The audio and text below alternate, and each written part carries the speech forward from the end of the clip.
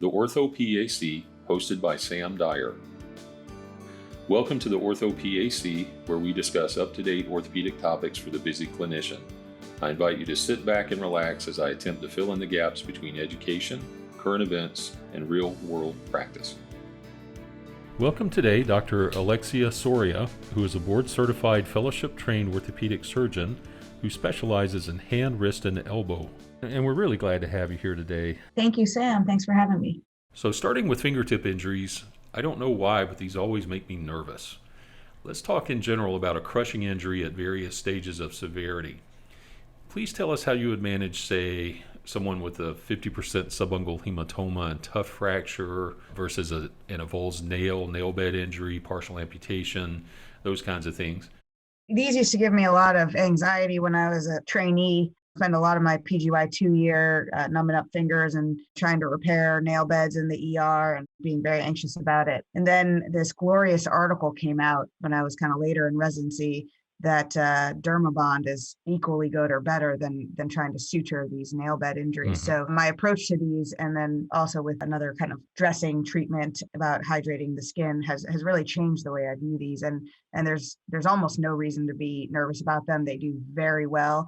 I would say in a few instances, maybe need a more than urgent care or office type procedure for them, if anything at all. So I'd say with the kind of a more minor injury, maybe not a severe or heavy crush, maybe a pinch in the door, and it has a small subungual hematoma, probably not a whole lot to do. If it's a large subungual hematoma, very swollen, concern for any significant concern for nail bed injury, I would take that nail off, numb up the finger, take the nail off. It will grow back, but taking the nail off and putting some Dermabond on the, clean it and put Dermabond on the nail bed, and they do very, very well. Ones that involve more of a laceration, loss of soft tissue, pulp, as long as there's not a significant amount of bone, even just if there's a little bit of bone peeking out, it's actually okay. But if there's a significant amount, you do want to kind of rondure that bone back and have some soft tissue over it.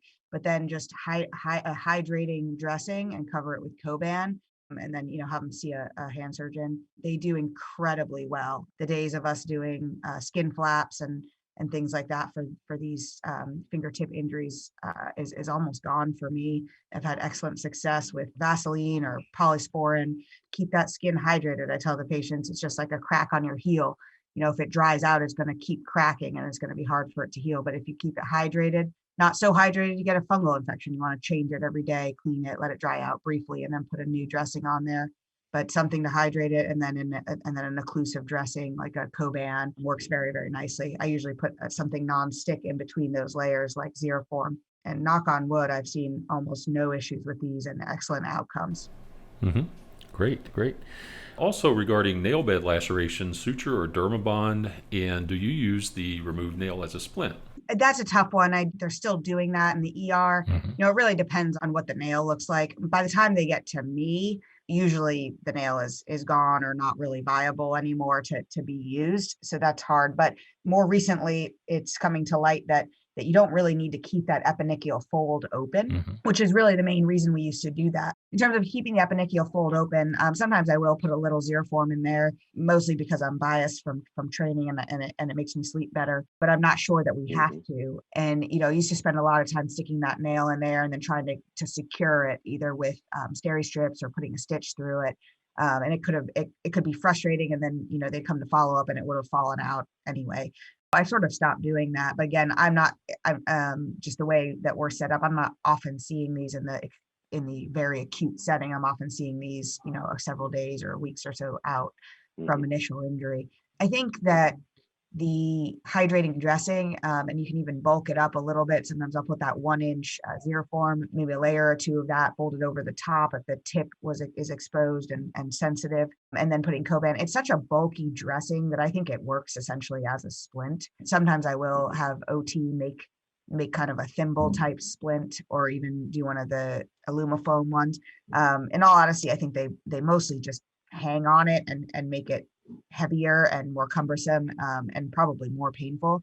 So unless it's needed for work, like somebody works in an industry where their finger may continually get injured and be painful, I usually just kind of do almost a bulky Jones, if you will, that serves as a splint. Now, if you are treating a mallet injury at the same time, that's a little bit different. Then you do need to kind of get an OT splint or something, to hold that DIP in extension. That's kind of getting into a different injury than your typical kind of nail bed crush injury. Mm-hmm. Jumping back to metacarpal and phalangeal fractures. There are many different types of hand and finger injuries, and I believe that our audience can spot the majority of these. So when you're deciding surgical versus non-surgical management, what do you look for? What are some guidelines? Obviously, we know open fractures, but what about the number of digits, degree of displacement, rotational malalignment, any deviation of the digit, those types of things? Any guidelines for conservative versus more aggressive care? I think metacarpal fractures, similar to almost like the fingertips. I think I've more recently, or as I got further into practice, have noticed how well these do. Particularly the boxer's fractures. More and more, we're finding you almost need to do nothing. Buddy strapping them is almost as good as, or better than, a lot of the immobilization and reduction and casting that we've done.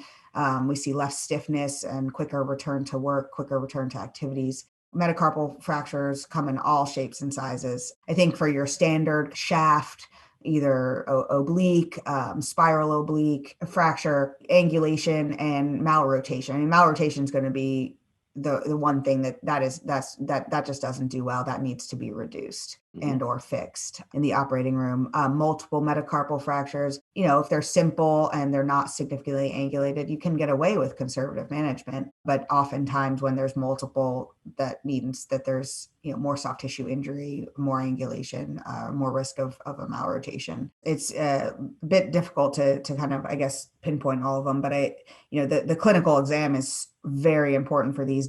Is the skin tented? Are you worried about the extensor tendons, rubbing across the apex of the fracture? Can they reach full extension? If the fracture is significantly angulated, you could lose the ability to fully extend at the MP joint, and that will be bothersome to the patient in the future.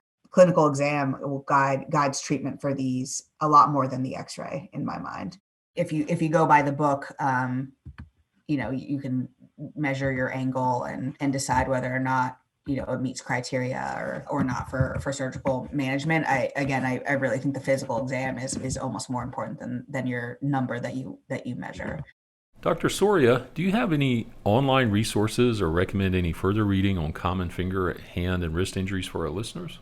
I really think OrthoBullets is very helpful, particularly as you're starting out. I mean, if you want to read more in depth about hand, the ASSH has a really wonderful, education component to it, where you can watch videos and get articles and all that. I'm not sure if you have to be a member or not to have access to that, but for when you're starting out and just getting a sense of, for example, the metacarpal fractures, as I said, how much can they each be angulated? OrthoBullets has great summaries. You always have to take everything with a grain of salt, right? Like, okay, so index and long fingers, acceptable shaft angulation, 10 to 20 degrees. Well, they're giving you a range there. But again, your physical exam is going to be kind of most important. But I think even knowing, okay, how do I measure this? Or when you're looking at when you're doing distal radius, how do I measure radial height inclination?